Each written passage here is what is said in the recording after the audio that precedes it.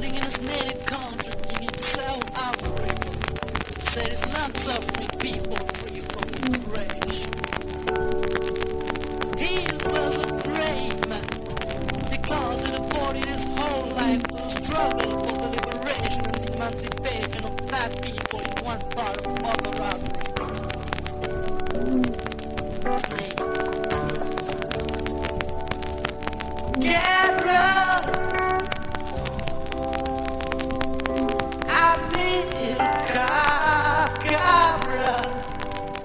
Where are you? Where are you? Cabra,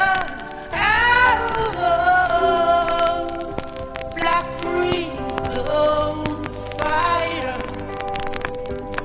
Where have you gone?